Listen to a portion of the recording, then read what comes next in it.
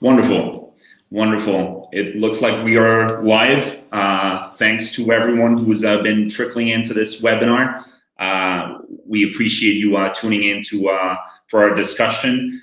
This is a webinar that is run by Civismo. Civismo is a free market think tank based out of Madrid in Spain, and I invite you all to stay in the loop with what we're doing, and also with what the Danube Institute, the great work that the Danube Institute is doing. Today, we are delighted to have John O'Sullivan with us. John, thank you so much for sharing your time and your thoughts with us. Thank you for inviting me. I look forward to the discussion. Thank you. I'll just give folks a brief background of John's work. John obviously is a most distinguished author who has written, opined, worked at the highest echelons of the journalism and the ideas industry on both sides of the Atlantic, actually, for about the past 5 decades, right? And John began his career as a parliamentary sketch writer in Westminster back in the 70s, and in the 80s he was Bill Buckley Jr.'s successor as editor-in-chief of National Review, the conservative monthly, the American conservative monthly, where he remains, by the way, to this day, editor-at-large. And we invite folks to head over to NRO and to check some of John's latest work, including on this pandemic. Later in the 90s and 2000s, he served in senior fellowships at the Hudson Institute, the Nixon Center, the Heritage Foundation, as well as no problem, as well as occupying a series of editorial positions across the conservative opinion landscape, including the National Interest, the New York Post, the United Press International, the National Post in Canada, Quadrant in Australia, and other great publications. So again, John has had a perch and a vantage point on transatlantic affairs for as long as anyone else alive, right? For 50 years. And he has recently pivoted towards Central and Eastern Europe. And until 2011, by the way, he was executive editor of Radio Free Europe, which I hope that some of our folks in our audience from that corner of the world will remember. And he is now the president of the Danube Institute, which seeks to establish a two-way transmission belt for center-right ideas, policies, and people between Central Europe, Western Europe, and the Anglosphere. So again, John, thank you so much for joining us and for sharing your thoughts. Well, I look forward to it. Let's begin, John, by, this webinar is going to look at how Central and Eastern Europe is weathering through this worldwide pandemic. And let's begin by reminding our audience that countries such as Hungary, your adopted country of residence, but also Poland, the Czech Republic, other countries that we'll hopefully have the time to mention, these countries were really among the first ones to react to the virus and to do so decisively, right? They were among the first countries to declare states of alarm, to impose inbound travel restrictions, to impose lockdowns, measures such as the compulsory wearing of face masks in public spaces. And these measures, from what I gather, were at the very start derided as excessive sometimes in some corners of the Western media.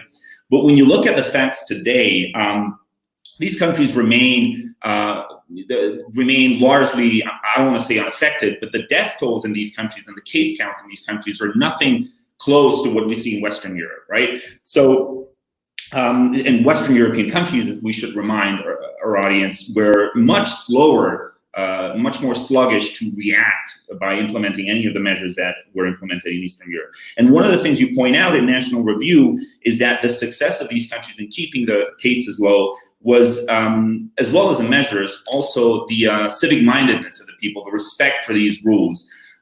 So let me begin by asking you, John, do you think that these results vindicate the early and strong responses of these governments, and what do you think these measures tell us about the different worldviews of Central and Eastern European leaders versus their Western counterparts? Well, I think, first of all, when we're examining and discussing these questions, we should begin with an acknowledgement of our own fallibility and of our own ignorance. The fact is, this is a most versatile virus. That's one of the things you have to say about it.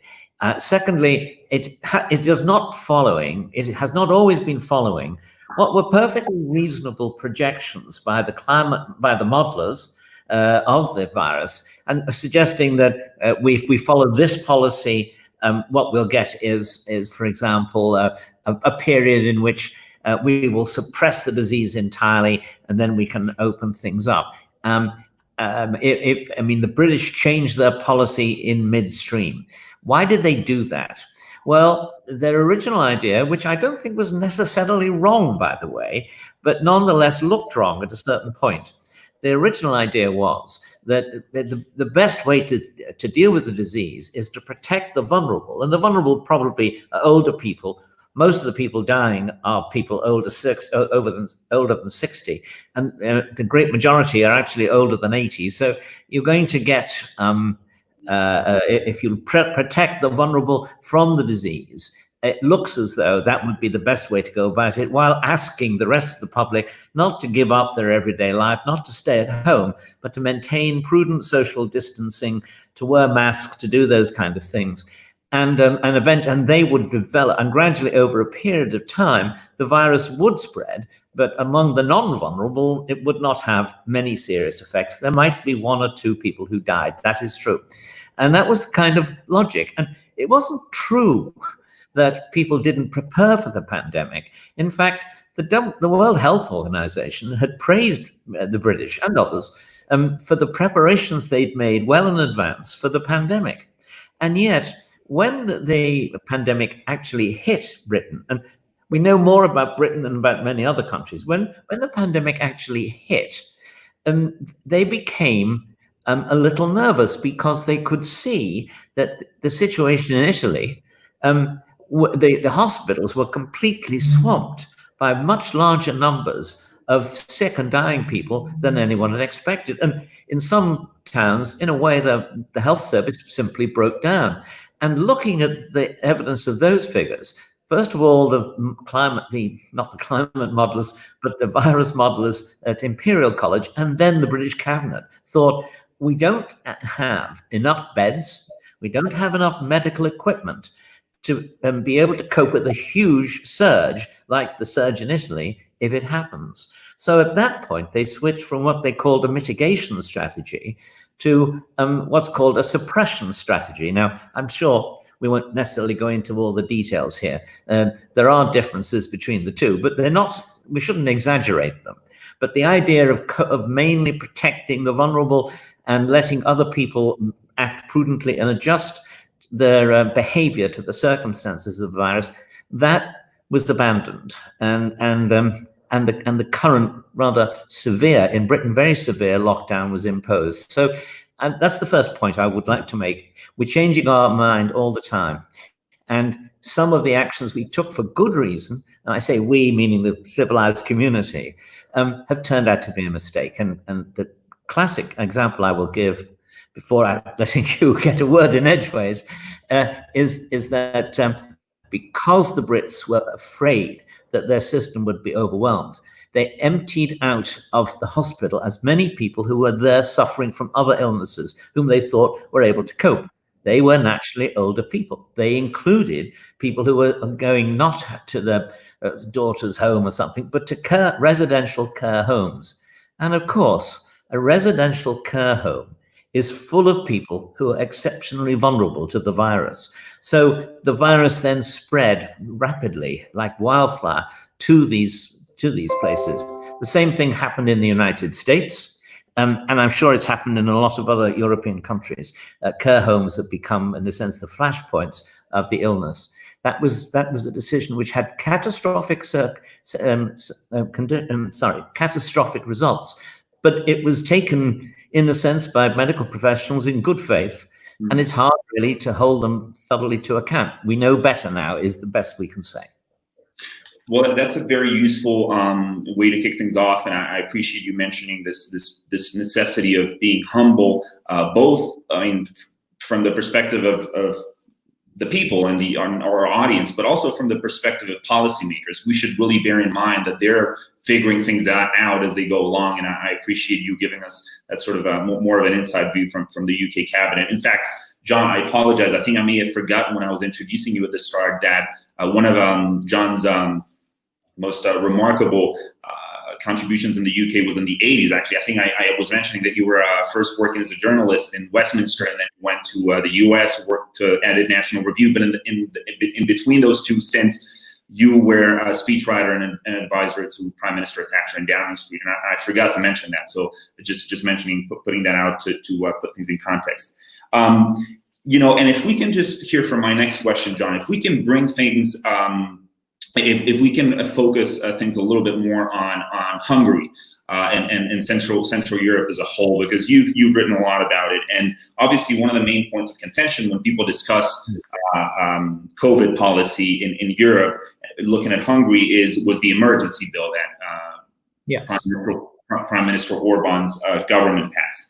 And one thing that I think we should remember, and you do in your writing, is that most every country is passing measures of this nature, right? Most every government is passing legislation that affords the government extraordinary powers. And those extraordinary powers, more often than not, compromise accountability, compromise even sometimes fundamental freedoms. And that's a point that seems to be to miss in some of the coverage of Hungary.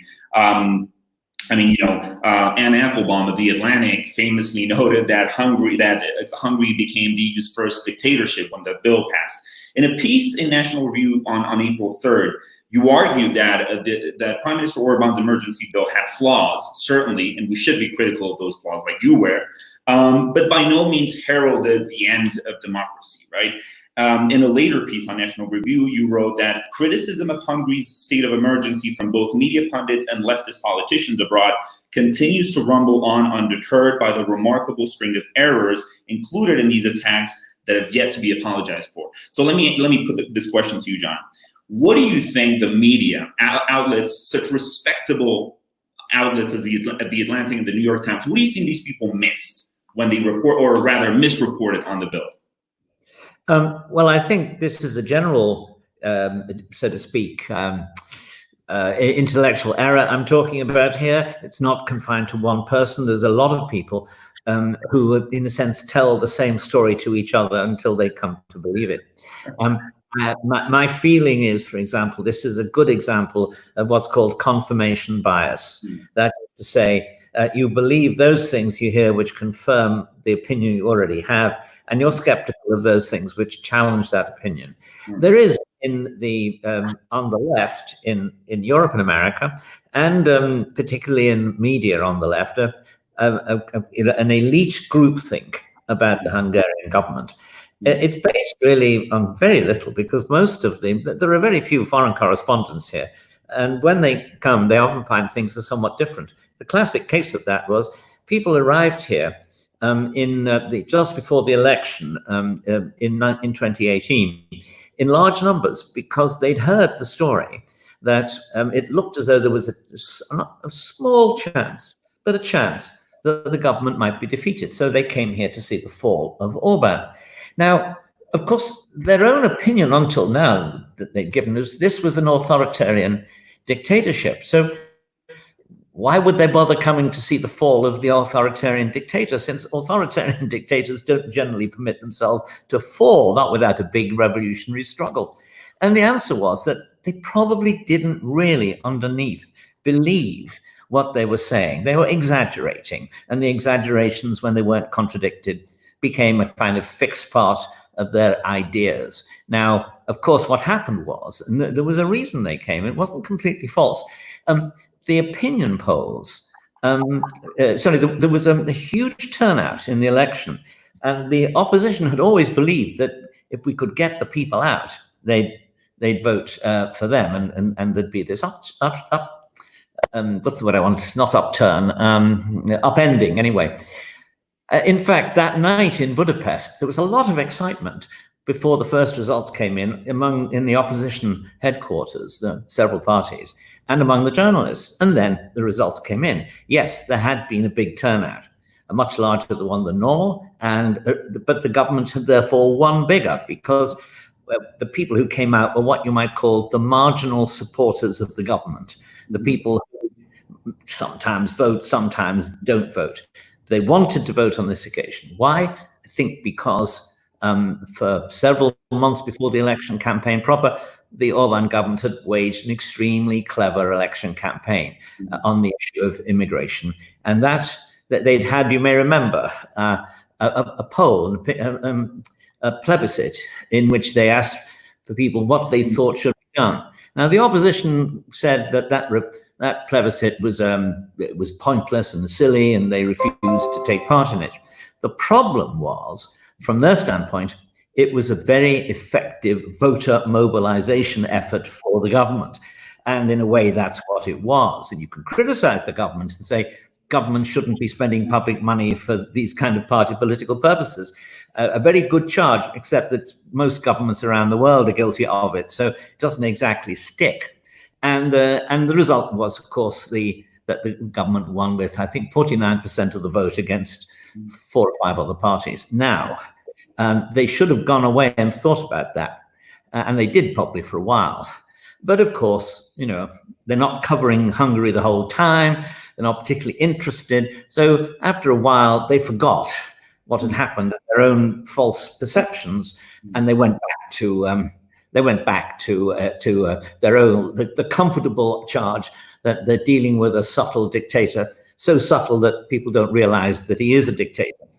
And that includes the subject. So, I mean, I think that and now I can't remember the question you asked me, and I'm not sure I've given you the answer. But that is essentially it. There's the idea of Orban being a dictator is now on the left. It's a platitude. It's a cliche, and it's never really examined. And if they were to examine it, the props of that theory would not stand. Yeah, definitely, and that's an incredibly helpful context here for the remainder of our conversation. I want to just reference here for our audience, because I believe that some folks, at least in our audience, may be a little lagging a little behind here. Some of the things that you mentioned. I want to reference a point that you quote in one of your National Review articles, and it's a piece by former MEP. I may be butchering his last name, so maybe you have better Hungarian pronunciation, John. But George Schöpflin, right, had a piece in the Hungarian Review, which is called the Martian View of Europe, Liberalism in Hungary, where I thought when I was reading it that he really drew on some of the same points you just made. Essentially, this idea that there simply is this sort of elite liberal groupthink in the West. When journalists and opinion makers are looking at Hungary, they seem to be really recycling these same claims over and over again and telling each other these same claims about Hungary drifting towards dictatorship without ever really making the journalistic effort of looking at things, for instance, in this specific case, the fine print of the bill. And I just want to remind our audience that one of the outlets that I think was caught sort of misreporting on the bill was the New York Times itself, because they had rushed to report that it was Orban and not the parliament who had the ultimate power of reversing the emergency bill, which they got the other way around, because it was the parliament with a simple majority and not a 2/3 majority, by the way. But and again, so I really appreciate you mentioning this sort of notion of an elite group thing. One of the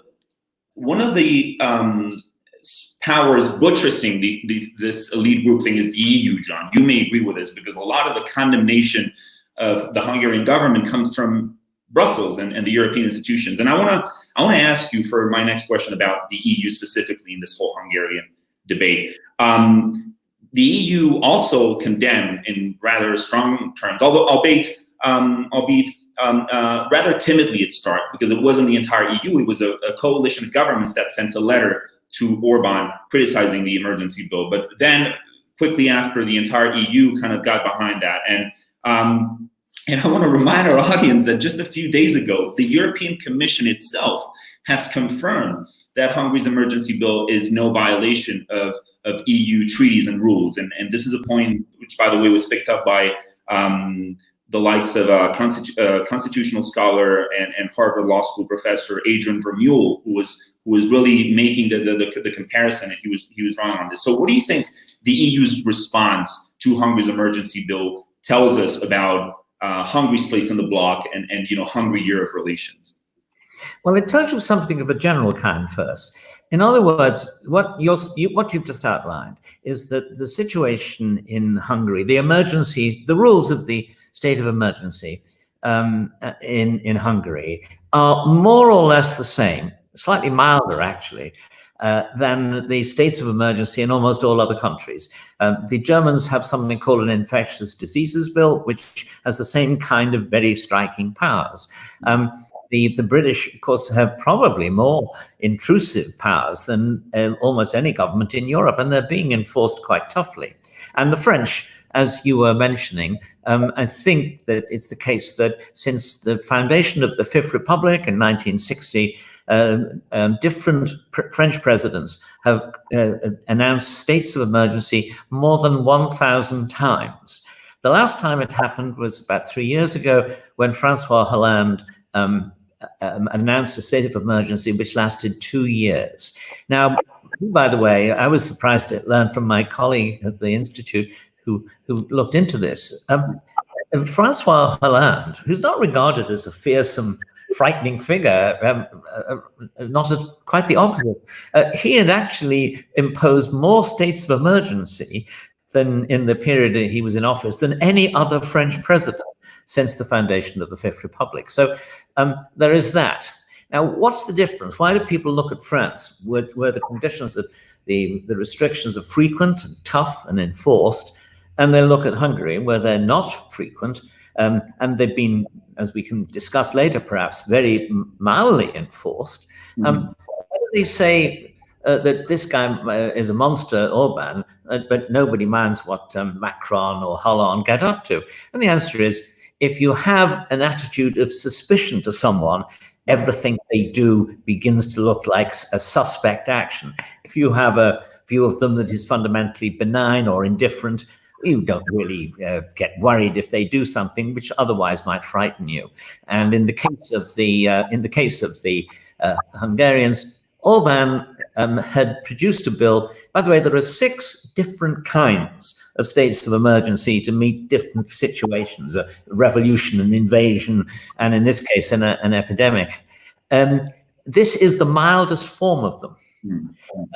And it really, the areas in it which were, to my mind, the most worrying were that he imposed quite severe periods of punishment. I think about 8 years for spreading false rumors about the epidemic. This is to try to prevent rumors spreading through people, a huge crowd of people, and resulting in serious public disorder and needless anxiety. I thought myself that was a legitimate law, but that probably 8 years was excessive. On the other hand, I don't frankly believe that a court in Hungary would impose 8 years for that sentence, and they have, in the end, the sovereignty over that. So all in all, I think what we're looking at in the case of the media, but also in the case of the EU, where, let's face it, Orban is leading a kind of insurgent resistance to the 2 main parties. And they're not, it's not as if the EPP or the Socialist Bloc are kind of neutral observers. They're not umpires. They're political opponents. So when political opponents attack each other, most of the rest of us look on and think, oh, well, they would say that, wouldn't they? But in the case of Hungary, of course, what happens is the socialists attack Orban, and the EPP says, yes, we're worried too. Or the EPP says, we don't really want to go down as far as Orban. And the socialists say, I'm glad you're proving to be wise and prudent. So you've got to realize we're dealing with politics here. Yeah. Politics in which for a lot of powerful and influential people, a kind of elite hysteria has taken them over. I love that phrase, elite hysteria. I think it's very, it really captures what's going on. And I appreciate you mentioning as well as the less than honest condemnation that has come from the EPP, for instance, no less, which, while EPP affiliated prime ministers and presidents across Europe have joined in calls condemning Hungary, the EPP as a whole, as a political grouping, has refrained from expelling Fidesz from the EPP for electoral reasons, because they don't want to lose the however many MEPs that Fidesz supplies, which I think are 84. So it's one of the largest groupings, right? So it's kind of grouping. Yes, that's right.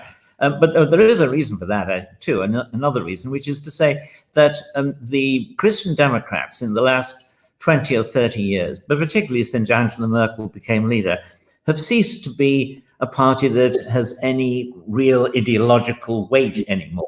It's not particularly Christian, and it would be embarrassed to be Christian in a formal sense. And it's not particularly democratic either. And that is to say, it's not undemocratic, but it doesn't stand for, in any great way, for democracy. And in fact, it's quite illiberal. I mean, Mrs. Merkel is quite keen to control public opinion. She's quite keen to control the press. She's quite keen to do all these other things.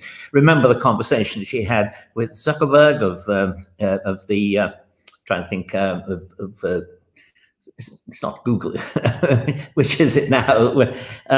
Then it went one of the great tech companies, in which apparently she said, "What are you going to do about all these people spouting political ideas?" And he said, "Yes, well, we're looking into that."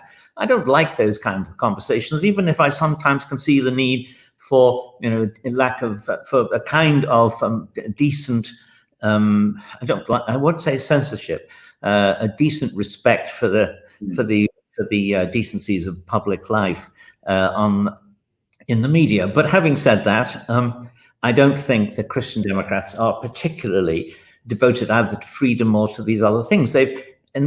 In Germany, the phrase about them is the social democratization of the Christian Democrats. Yeah. So if they were to move too strongly against Viktor Orban and Fidesz, I think that would further alienate a significant part of their voting base who look upon Orban and see essentially a conservative, someone who's patriotic, and someone who respects the traditional values, Christian values of society, even when Orban does not expect to send people to church on Sundays. That's not what he's talking about when he talks about Christianity. He's talking about the preservation of a culture we've received from Christianity, even though he himself is, I think, he's a Protestant and his wife is a Catholic, and their children are brought up in their religion. He does mention the fact that he's a Calvinist rather often. I appreciate you mentioning all that, and we're going to take a broader look here in a second at how the region as a whole, how Central and Eastern Europe as a region are dealing with this. But I do want to remind folks that the Danube Institute has done some really interesting research on, which you were mentioning a second ago, on states of emergency, comparisons between Hungary and other European countries, and you mentioned France, and it's a case in point, because even though, to be absolutely fair, France has had its fair share of terrorist attacks which have warranted these states of emergencies, the many orders of magnitude, the number of times that they've declared these states of emergency, they've done it so often that there really seems to be a double standard here, because when they do it, nobody's alarmed. Nobody seems to be alarmed that there's any sort of drift towards dictatorship. And by the way, those states of emergency also, John, I hope you agree, are overlaid on a political system which is already highly centralizing power on the executive, which isn't the case in Hungary. It isn't the case in the UK. It isn't the case in other countries. And in France, nobody calls François Hollande a Napoleon, right? No. Well, as a matter of fact, I was speaking on this very topic just the other day to the French journalist Anne-Elisabeth Moutet. She made the very interesting point that the French are not particularly fond of their strong state, but they have respected it, because when all is said and done, they felt it's made them secure. It delivered sense the goods. And they don't feel that about the current situation of the epidemic and how it's being treated. And that's a significant observation. If Anne-Elisabeth is correct, and she knows more about it than I do, and then this is more of a threat to the French state and to Macron electorally than the criticism that you get from the Anglo-Saxons, which is to say they could all be richer if they had a more sensible economic policy and more liberalism. But I don't, as I say, this is a more serious charge. You're not doing the job you said you would be doing. Yeah, definitely. And I encourage everyone to go read Anne-Elisabeth's columns in The Telegraph. She's a great writer, and she's a great commentator on French life. John, I want to again take a larger view of the region, and I want to, as I do that, I want to encourage folks to start filling questions. We've got an audience from people around from many different places, but I want to start encouraging folks to field questions, send us their questions. And as we start receiving them, we'll be addressing them. I'll be asking your questions to John, and he'll be addressing them in noon time. Just before we do that, John, why don't we briefly mention? I want to briefly mention Poland, because one of the provisions in Hungary's emergency bill that the media blasted, again in the case of Hungary, was the fact that the bill was postponing elections. And in fact, in one of your columns, you point out that it wasn't, as the media claimed, postponing all elections. It was only postponing by-elections in constituencies that get vacated through death or resignation, right? But the irony here, one of the ironies that I found as I was reading the New York Times reporting of the bill, is that they blasted the emergency bill in Hungary for doing that, and then they blast this emergency bill in Poland for doing exactly the opposite, which was to hold an election this coming Sunday as scheduled. So in Hungary, they say, "Oh, what are you doing? You're calling out the election." In Poland, they say, "Oh, what are you doing? You're keeping the election in place." But I want to speak to Poland. I want to get your thoughts specifically on Poland, because we were just discussing here ahead of just prior to our discussion that Poland. We just got the news on Wednesday that Poland has ended up canceling the election. It has called out the election that was due to be held on Sunday. One of the main points of contention between Warsaw and Brussels is the relations between the executive and the judicial powers, right? These waves of judicial reforms that President Duda's government is implementing in the Polish judiciary. Let me ask you, because the standing of Poland in the EU seems in a lot of ways to echo that of Hungary, right? There seems to be these similarities between the way that President Duda is bucking the establishment, taking a much more pro-sovereignty line, in much the same way that Viktor Orban is doing in Hungary. So let me ask you this: how do you see the Polish situation? What do you think it would mean for Poland if President Duda is reelected eventually, later on this year, maybe in June or whenever they're able to hold the election? What do you think that would mean for Poland? And what do you think if, for instance, the government is able to plow on with its judicial reform plans? Well, you see, I think, first of all, it means that things will carry on roughly as they are now. That is to say, the government's not embarking on any new major proposal. There's no change of direction promised by the existing government. And I don't think there's a great demand for one at the moment in Polish society. Of course, there are strong criticisms from the opposition, but that's normal in a democratic society. I think that what you've just described about the cancellation of the vote is very revealing. The argument being, of course, that you can't hold an election when you have an epidemic raging. Well, let's look at the figures. The figures in Poland are actually worse than those of the other Central European countries, with 15,000 cases and 756 deaths.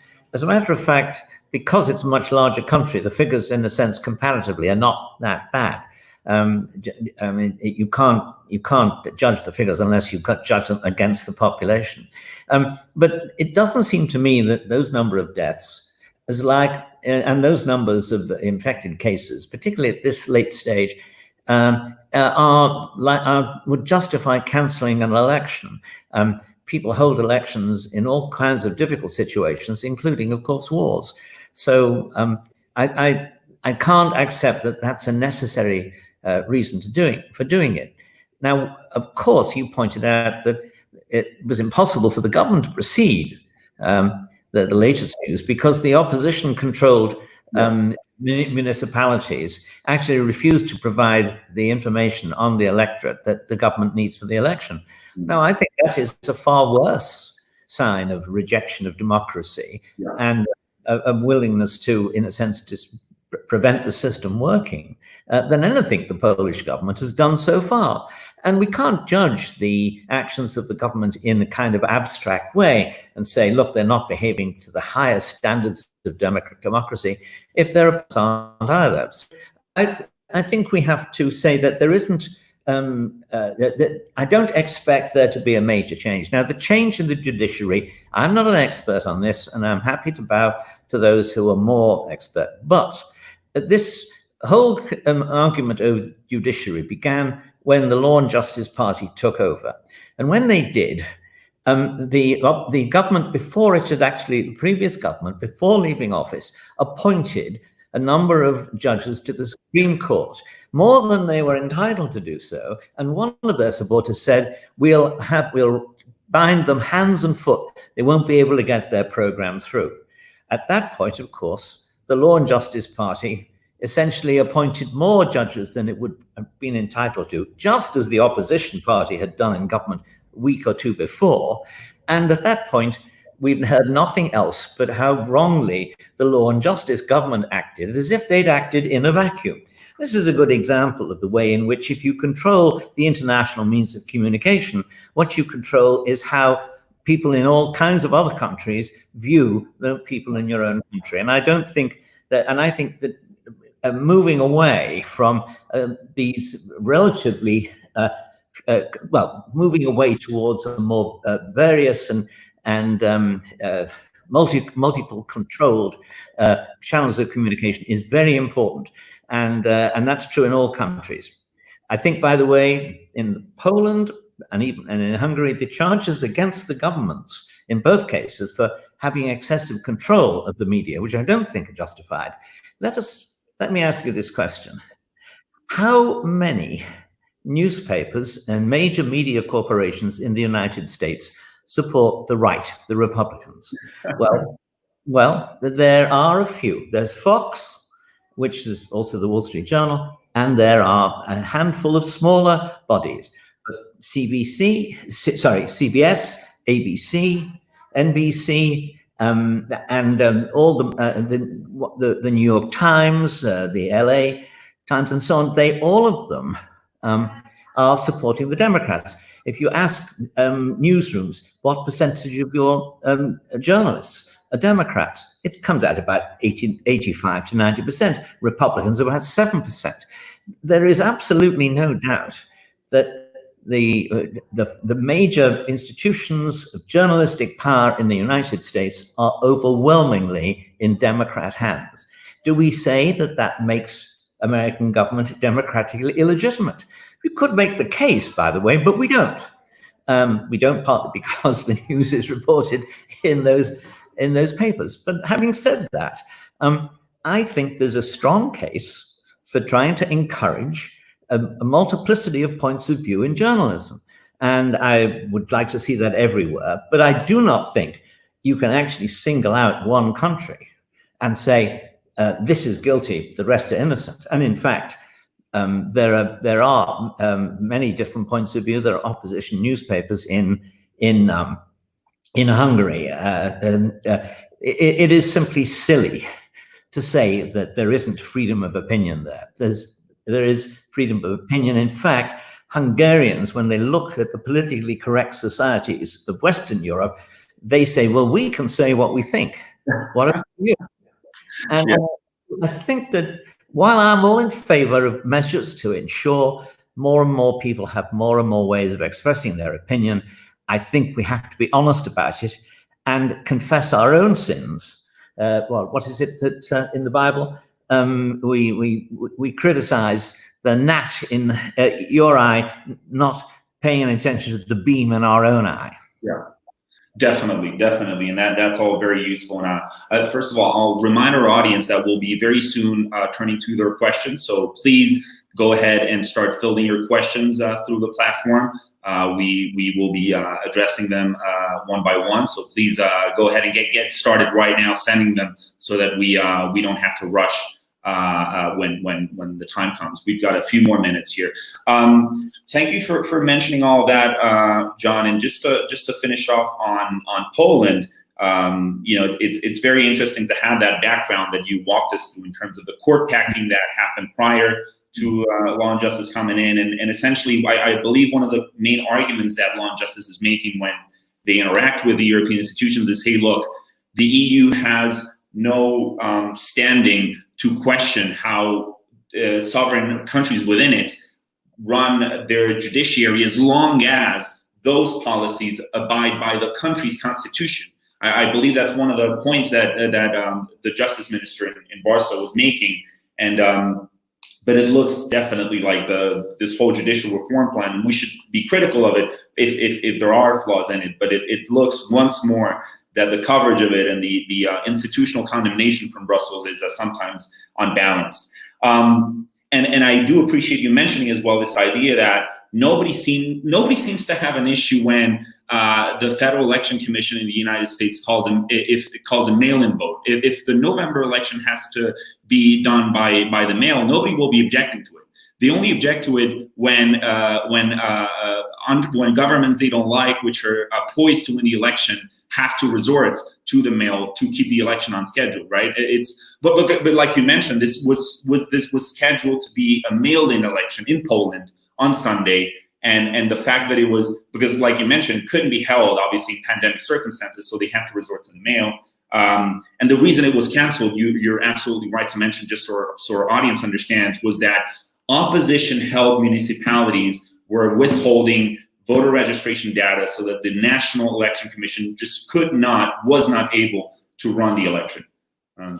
Well, and of course, if people are inconsistent, and of course the newspapers, the media, and the EU are inconsistent in the cases we're talking about, you've got to look for a principle that explains the inconsistency. And in this case, the principle is clear. They thought that the parties they didn't like would win the election if it went ahead now, and so they tried to cancel it and succeeded here. And secondly, in the cases where they think the other party will win, they will want the election to be advanced as soon as possible. And indeed, there's no doubt about it that a lot of people are quite happy about the economic disruption, which they won't be for very long, because it's going to be very severe and have a terrible impact on people's lives. But they're quite happy if it makes it more difficult for Donald Trump to win the election. So I think there's a good deal of bad faith maneuvering on this one. Yeah. John, let me ask you one final question, and then we'll turn to the audience, okay? Because we've got questions that have started coming in. My last question concerns China. I think that a lot of people would be very interested to hear you on how different Central and Eastern European countries are evolving in their relationship with China, particularly when you go back to maybe the aftermath of the financial crisis in 2008, which was particularly rough on countries like Hungary. These countries seem to be willing to accept Chinese investment, right? China was very aggressive in its economic posturing in that part of the world, obviously helping supposedly with development projects. But before COVID, even before COVID, we saw some of these countries starting to cut a different line, particularly Poland and the Czech Republic. I believe in the Czech Republic, the government of Andrej Babiš remains appeasing with China primarily, but the mayor of Prague, I was very happy to read earlier, has been very critical with China. He has engaged with Taiwan. He's calling out China for its abuses on Tibet. Do you think, where do you see the issue of China going in Central and Eastern Europe? What's your assessment of how different countries are kind of dealing with that, Hungary and others? I think that until recently, for the reasons you've given, the Chinese were doing very well, and not just in Eastern and Central Europe. Look, they have the support, the desire in Western Europe, in London, in Germany, in Paris, for good economic relations with China have been very strong for a long time. And the latest story about how the European Union ambassadors accepted when they were in China just this last week, the censorship by the government of a statement that was already pretty feeble, actually, and in about future relations. That all shows kind of appeasing mentality towards the Chinese. In this country, it's sort of obvious. The Chinese have come as they do, offering good investment cash. And the terms have been quite good for the Hungarians in particular, because the government's very nervous of taking on debt that is going to be a burden around its neck and used to control its actions. That's why the first thing that Orban did in 2010 was essentially to pay off as much debt as he could. And in order to get cash for that, he imposed taxes on banks and on foreign utility companies, and he nationalized the private pension system. He did all those things as an emergency measure to be able to pay his debts to the IMF and to the EU, and not therefore find his government and Hungary's independence constrained unbearably by those debts. The Chinese, and to earlier the Russians in the building of the Pax power station, their loans were pushed into the future. In other words, you got the money now, but you didn't have to pay back until later. Now, I think there are big risks in that. In the case of the power station, you don't know what the cost of energy is going to be like in 100 years. If it's very low, you'll have a much bigger debt to pay back than you would think reasonable and want to pay. But in the case of the railway, which is one of the major Chinese investments here, I don't think they have to pay it back for something like 70 years, maybe 80. And that makes it for them an appealing investment. It means they get an investment now, they revive their economy, and they'll be sufficiently richer that the debt, when they have to repair, will be reduced and not too high. So I think that's the reasoning. What you have to say is this: all of the attacks on Hungary on these kind of economic stories and economic relations and trade relations, they all omit an important fact. Yes, there is no doubt that the Hungarians don't like the EU, the European Union's and NATO's sanctions on Russia. They don't like them because they're damaging to what looked like very promising future trade with those countries. But they've kept the sanctions. They don't complain about it, but they've kept the sanctions. So they remain good allies in these circumstances. And, if people are on your side when the going is hard for them, that makes their relationship with you that much more valuable. Definitely. And the NATO question you raise is very interesting, because I do remember back when that was a topic in the news cycle, the fact that these governments had called for the relieving of some of these sanctions was taken by the news media to mean that they were somehow Putin appeasers, or appeasers of the Kremlin, when you are right to mention that the real issue for these countries is the economic hit that comes effectively from having these sanctions on. John, let's turn to the first question here, who comes coming to us from Adam Bartha. Adam asks, can you please list the Orban critical radio, TV, and printed news outlets in Hungary? I'm not very familiar with the news landscape in Hungary. Maybe this one's for you. No, offhand I can't. There's the biggest television foreign station which broadcasts, which has a huge audience here, which is the German one and is critical of the government. That's the major one. There are several newspapers, and they are and there is remember, during the campaign there was a big agitation to the effect that there were no magazines opposing the president, opposing the prime minister, and Fidesz. Well, immediately after the campaign, the magazine that had been most critical, very strongly critical, was also, I'm trying to think of the name, I can't remember the name, because I appeared in it several times, but it also had a television station. And the oligarch who was hostile to Orban put these up for sale, basically because he financed quite a strong campaign against the government. He'd lost, and I think he was just fundamentally pulling in his horns and thinking, well, I'll just get on with life. So he put these goods up for sale. And one of them, and I'm trying to think, and one of them exists, but not as a magazine anymore, as a website. They've gone, they didn't get tracked to sale.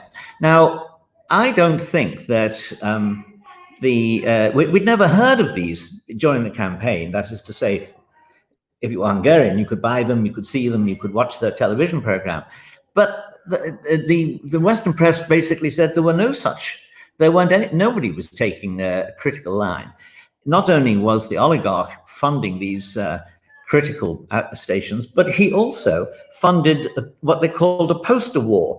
The poster war because Fidesz responded with posters, which actually throughout the country, but particularly on the road from the airport in Budapest into the city, there's a whole series of posters showing ordinary Hungarians saying, "We work," a picture of the prime minister and some local Fidesz person, "They steal." Now, you can hardly deny there was free speech. If all the way in from the airport, you saw these opposition-financed posters. Of course, the government responded with posters of its own, as you might imagine, but the idea that there wasn't a vigorous campaign, there was. It simply didn't win enough support.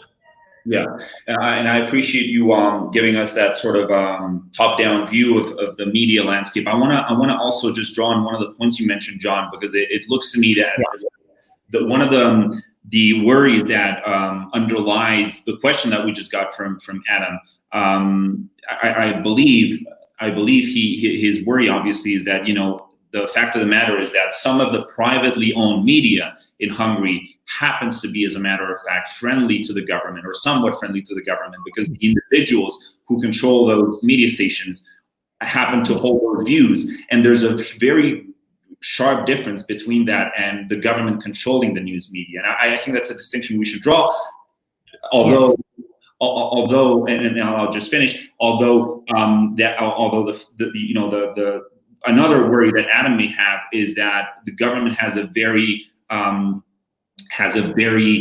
deft way of using publicly owned media, and that may be true, but that's true in so many other governments as well, isn't it? I think there's a very interesting story here, which is very relevant. After he lost the 2006 election, Viktor Orban ran into the then Prime Minister, Peter Megyeszej, and he said, "Look, obviously the media is completely biased against my party. I mean, the official media was run by the government then, it's run by the government now." And Victor said to him, "Why don't we look at the system that they used to have, I think now, in Italy, in which the opposition had one set of television networks and the government had another. And, you know, everybody knew this was the Christian Democrat station, this was the left station." And the Prime Minister replied to him, "Victor, if you want a television station, go out and buy one." Now, that's exactly what Orban did. In the next 4 years, he raised funds from all the people he could get money from, and he bought a whole series of institutions, including media. Now, I happen to think his answer was quite a good answer. And if I were in the opposition, I would now stand up, repeat what he'd said to me and say, "Okay, let's do it." Yeah. They haven't done that. Definitely. Well, it's a very useful piece of context, because you've got to realize that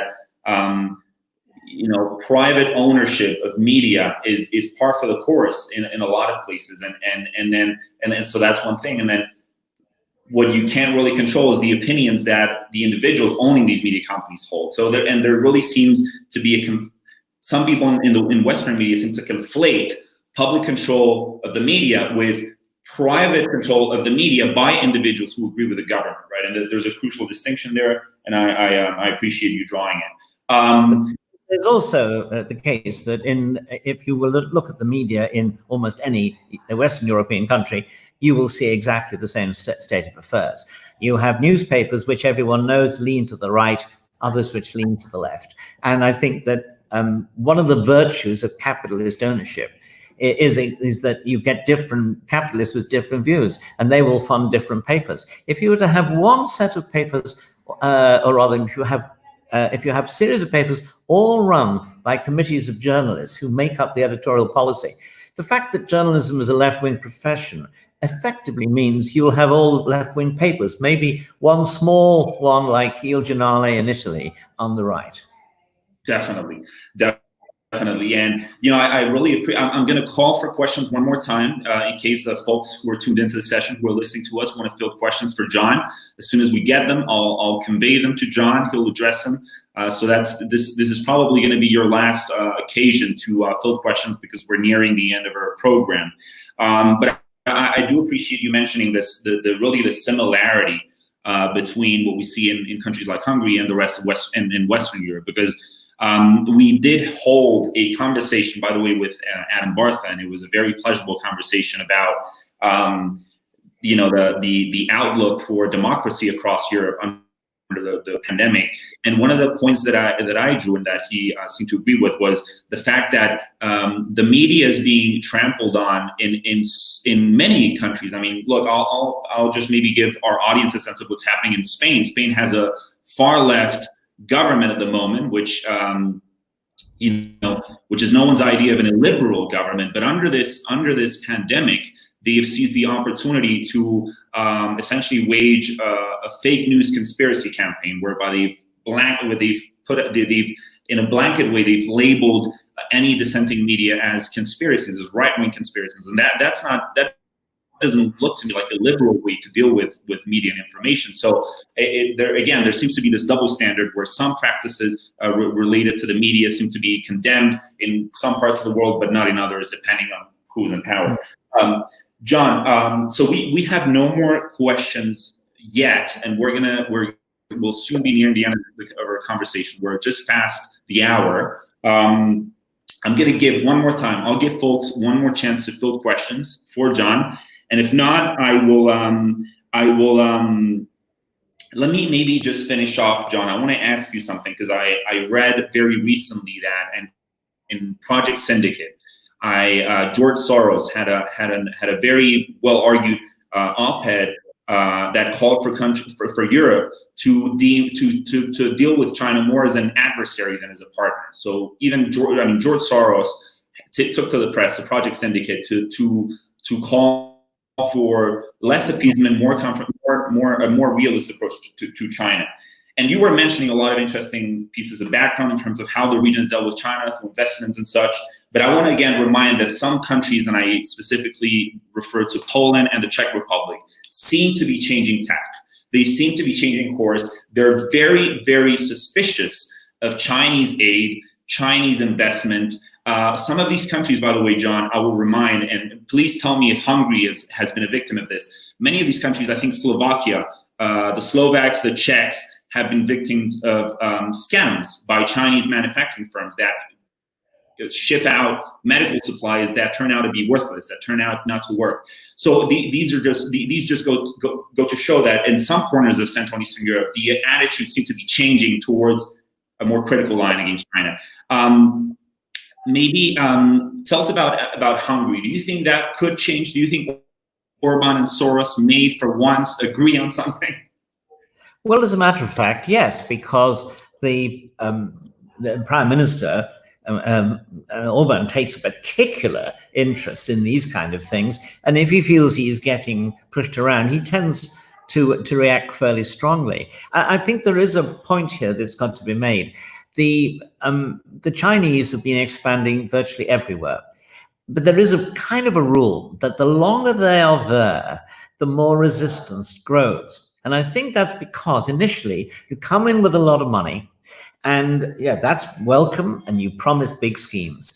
But the terms of the schemes are generally carefully, cleverly arranged so that you find yourself maybe having, a lot of African countries have found this, you find yourself having to hand over the utilities that they've helped to create to them because the terms of the debts are too heavy for you to repay. They haven't been in Central and Eastern Europe long enough for that kind of impact to have an effect. But people are watching very closely what's happened in the coronavirus scare. It's made people aware that this is a fairly ruthless regime, and it was more concerned with its own reputation than about the health of the world. And as the figures tick up, 15,000 cases in Poland. I said before, it's not, they're cases. The number of deaths is 756.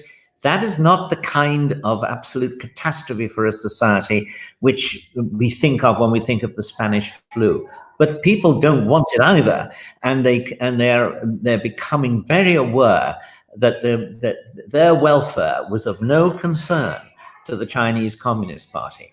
I don't think that should result in hostility to ordinary Chinese people. They're the principal victims of the government they have. And we're seeing that very vividly in Hong Kong. But, you know, we live in one world these days because of communications. And what happens in Hong Kong doesn't stay in Hong Kong. it really spreads in the minds of people everywhere. So I think we're going to see a rethink here first, and Central Europe to Chinese investment. It'll take time, but I think it will happen. But the other thing, it doesn't mean to say it will stop. It will simply be people will be very much more hard-headed than they have been in lots of the world. But the second thing, they're going to be hard-headed in a more general geopolitical sense. And that means, I think, it's good news for Taiwan. It's good news for Hong Kong, perhaps. Definitely. And I do want to mention that the main case that I was referring to just a second ago, the Czech Republic, which less so as a government, as a whole country, but more so in specific places like Prague. I know you know Prague very well because you worked there. You led Radio Free Europe for a number of years. A beautiful place. But the mayor of Prague has been very willing to engage with Taiwanese diplomats and Taiwan as a whole. So that's hopefully that's a very hopeful tone to and a hopeful end to our conversation. I want to thank you, John. Yeah, can I just give you one bit of information? If the gentleman who wrote in with his question, if he wants to actually get the full facts on this, including the identification of the political identity, so to speak, of different newspapers, magazines, and television stations, all he has to do is actually ask, go onto the internet and Google and just ask in the question, what are the political, what are the news media organizations in Hungary plus political identity? And, it's a very wide range. Yeah, wonderful. Well, thanks very much. And I'm sure that a lot of other folks, not just Adam, but a lot of people will maybe hopefully find solace in that and in just seeing how the media, it takes a lot more to suppress the media than what we're seeing in Hungary. And again, I really appreciate you ending on that note, John. I thought it was a very critical, very balanced, and a very deep discussion. I want to, first of all, thank all of our audience, the folks from around the world who tuned into the Civismo webinar. I will encourage everyone to keep to stay in the loop with what we're doing. You've got a range of social media presence here on the bottom of the screen that I encourage you all to go check out: Twitter, our webpage, YouTube. This webcast, this whole hour that we've spent with John, will be automatically uploaded on YouTube, so you can go back to it as many times as you want to rewatch it. I want to encourage people to go check out the great work of the Danube Institute based in Budapest. John writes for a number of publications. The Danube Institute holds a number of very interesting conferences throughout the year. And I want to thank, most of all, John for sharing his time and his thoughts with us. Thank you, John.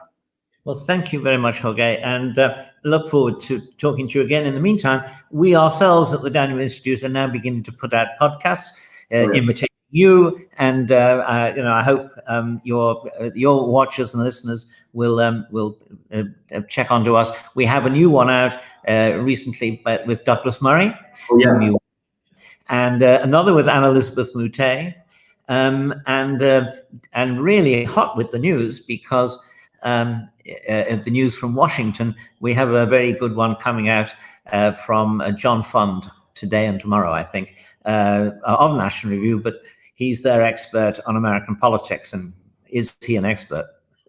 Well, we will certainly keep an eye on those. Those sound fascinating. I listened to Douglas speak to you, and it was a fascinating conversation on his upcoming book, The Madness of Krauss. And thanks for that. And we look forward to stay engaged with the Danube Institute. Thank you so much for being with us today, John. And thanks to everyone. Thank you very much. All the best. Cheers. All the best.